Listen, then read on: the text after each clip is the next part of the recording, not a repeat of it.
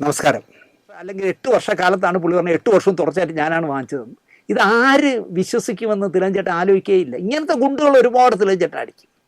94-ൽ വീണ്ടും നെടുമുടി വേണു രണ്ടാമത്തെ നടനായി തേന്മാവിൻ കൊമ്പത്ത്. പിന്നെ 98-ലാണ് തിലകൻ സഹനടനാകുന്നത്. എന്നാൽ നെടുമുടി വേണു 2003-ൽ വീണ്ടും മികച്ച ഒന്നാമത്തെ നടനായി. ഇതാണ് തിലകൻ മനസ്സിലെ ഒരു എന്താ പറയുക, ഒരു കുരുക്ക്, അല്ലെങ്കിൽ നെടുമുടിയോടൊരു പുച്ഛം, അല്ലെങ്കിൽ നെടുമുടിയോടൊരു ദേഷ്യമുള്ളത് ഇതുകൊണ്ട് മാത്രമാണ്. കാരണം നെടുമുടി മികച്ച നടനും മികച്ച രണ്ടാമത്തെ നടൻ്റെയും അവാർഡുകൾ തുടർച്ചയായിട്ട് വാങ്ങിക്കുന്നതാണ് പ്രശ്നം. ഇത് ചരിത്രമായി മുന്നിലുള്ളപ്പോഴാണ് 82 മുതൽ 90 വരെ തുടർച്ചയായി നിങ്ങൾക്കാണ് സഹനടൻ്റെ അവാർഡ് എന്ന് MGR പറഞ്ഞതും ഇദ്ദേഹം വിശ്വസിച്ചതും. ലോഹിതദാസിൻ്റെ തനിയാവർത്തനത്തിൽ വീണ്ടും സഹനടനായി 87-ൽ അവാർഡ് നേടിയപ്പോൾ വീണ്ടും തിലകൻ അവാർഡുകൾ വാരിക്കൂട്ടുകയാണെന്ന് നാന എഴുതിയത്രേ. അപ്പം നാനയായിട്ട് പുള്ളി ഭയങ്കര ഉടക്കാണല്ലോ. ലോഹിതദാസിനെ കുറിച്ച് നാന വളരെ മോശമായി എഴുതി കളഞ്ഞു എന്നാണ് തിലകൻ പറയുന്നത്. ലോഹി ഒരിടത്തും പറഞ്ഞിട്ടില്ല എന്നെ നാന മോശമായിട്ട് എഴുതിയിട്ടുണ്ടെന്ന്, ഞാൻ വായിച്ചിട്ടുമില്ല. പക്ഷെ തിലകൻ പറയുന്നു ലോഹിയെ നാനയ്ക്ക് കണ്ടുകൂടായിരുന്നു. തിലകനും നാനയുമായി എന്നും ഉടക്കായിരുന്നു. സെറ്റ് കവർ ചെയ്യാൻ നാന വന്നാൽ അവരെ ക്ഷണിച്ചിട്ടാണല്ലോ വരുന്നത്. ഞാൻ അഭിനയിക്കില്ല എന്ന് തിലകൻ വാശി പിടിക്കുമായിരുന്നു. ഞങ്ങൾ വിളിച്ചിട്ടാണ് അവർ വന്നത് എന്ന്, നിങ്ങളതിൽ ഇടപെടണ്ട എന്ന് ചില നിർമ്മാതാക്കളെങ്കിലും അദ്ദേഹത്തോട് പറഞ്ഞിട്ടുണ്ട്. പിന്നെ ചേട്ടനെ പിണക്കണ്ട എന്ന് തീരുമാനിച്ച് അവരെ റൂമിലാക്കിയിട്ട് നാളെ എടുക്കാം ചേട്ടാ, നാളെ തിലകൻ ചേട്ടൻ ഇവിടെ വർക്കില്ല, നാളെ നമുക്ക് അറിയാമെന്ന് പറഞ്ഞ് ഞാൻ കൊണ്ടുപോയി ആക്കിയിട്ടുണ്ട്. വെണ്ടൻ ഡാനിയലിൻ്റെ സെറ്റിൽ ഇതുപോലെ വാചകം അടിച്ചപ്പോൾ തിലകൻ ചേട്ടൻ പറഞ്ഞു ബിഗ്ഗൊക്കെ ഊരിക്കളഞ്ഞു. ഞാൻ പറഞ്ഞു ചേട്ടൻ അഭിനയിച്ചുകൊണ്ടിരിക്കുന്നിടയിൽ അവരൊരു സ്റ്റില്ല് പോലും എടുക്കില്ല, അവർ ഈ സെറ്റിൽ പാടില്ല. അവസാനം ഞാൻ അവർ പല്ലിശ്ശേരിയാണ് ആൾ, പല്ലിശ്ശേരി പോകുമോ, പല്ലിശ്ശേരി പറഞ്ഞ് നിങ്ങൾ വിളിച്ചിട്ടാണ് ഞങ്ങൾ വന്നത്, അയാളാര് പോവല്ലെന്ന് പോകണമെന്ന് പറയാൻ, അയാൾ വിളിച്ചാൽ ഞങ്ങൾ വരില്ലല്ലോ. അവസാനം വളരെ നേരം തന്ത്രപരമായി സംസാരിച്ച് പല്ലിശ്ശേരിയും കൊല്ലം മോഹനെയും കൊണ്ടുവന്ന് റൂമിലാക്കി. പിറ്റേ ദിവസം തിലകൻ വർക്ക് വെച്ചില്ല, പകരം അവരെ സെറ്റിൽ കവർ ചെയ്യാൻ കൊണ്ടുപോയിട്ടുണ്ട്. ജാതകത്തിൽ അഭിനയിക്കുമ്പോൾ ഞാൻ പറഞ്ഞു നാനയിൽ തന്നെ അതിൻ്റെ മറുപടി കൊടുക്കണമെന്ന്, ഏത് ലോഹിതദാസിനെ കുറിച്ചുള്ളതിന്, അല്ലെങ്കിൽ ഞാൻ അഭിനയിക്കില്ല എന്ന് പറഞ്ഞു. ലോഹിതദാസിനെ കുറിച്ച് വിമർശനം വന്നാൽ ഞാൻ അഭിനയിക്കില്ല എന്ന് തിലകൻ പറഞ്ഞത് എന്തിനാ?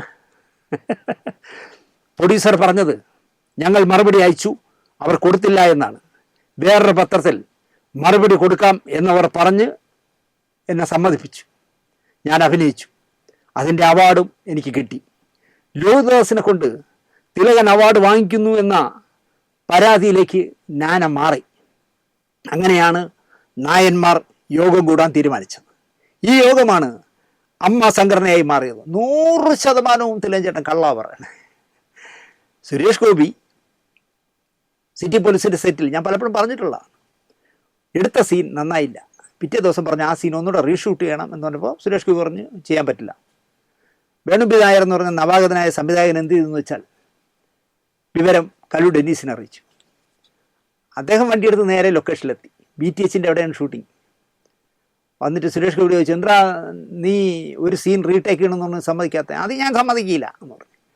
ജോഷിയോടാണെങ്കിൽ നീ ഇങ്ങനെ പറയുമോ, പോയി അഭിനയിക്കടാ എന്ന് പറഞ്ഞു. സുരേഷ് ഗോപി അഭിനയിച്ചിട്ട് തിരിച്ച് വരാൻ നേരത്ത്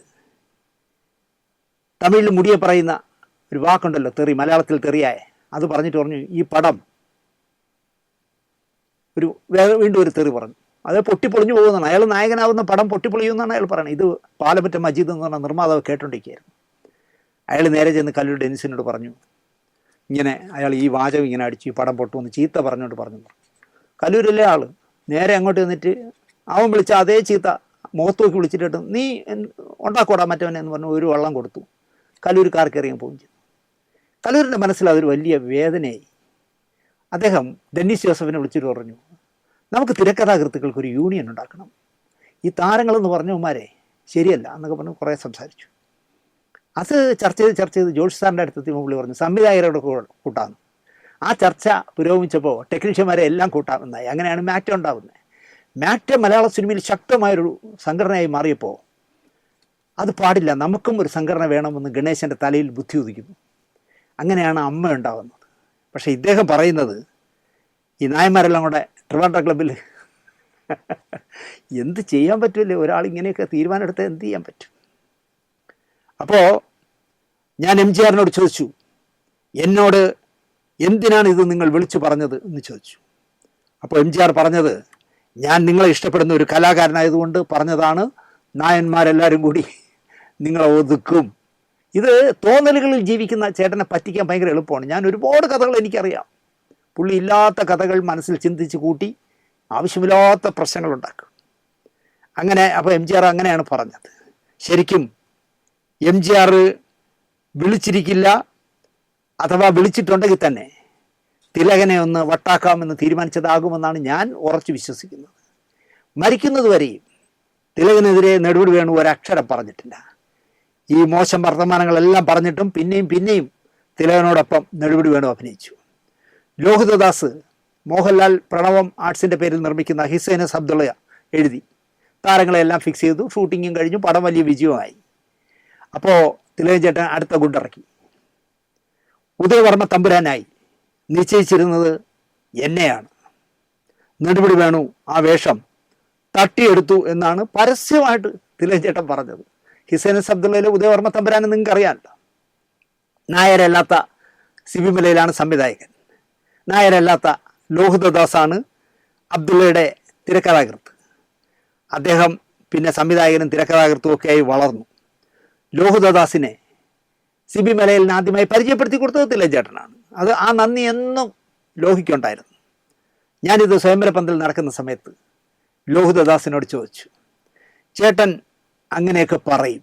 ലോഹി പറഞ്ഞതാണ്, ചേട്ടൻ അങ്ങനെയൊക്കെ പറയും, ദിനേശാണ് ഹിസൈനസ് അബ്ദുള്ള ചെയ്യുന്നതെന്ന് വെച്ചോ, ഉദയവർമ്മയായി തിലകൻ ചേട്ടനെ ദിനേശാണെങ്കിൽ വയ്ക്കുമോ എന്ന് ചോദിച്ചു. സ്വയം തോന്നുന്നതിൽ നിന്ന് പറയുന്നതാണ് ഇതൊക്കെ എന്നാണ് ലോഹി എന്നോട് പറഞ്ഞത്.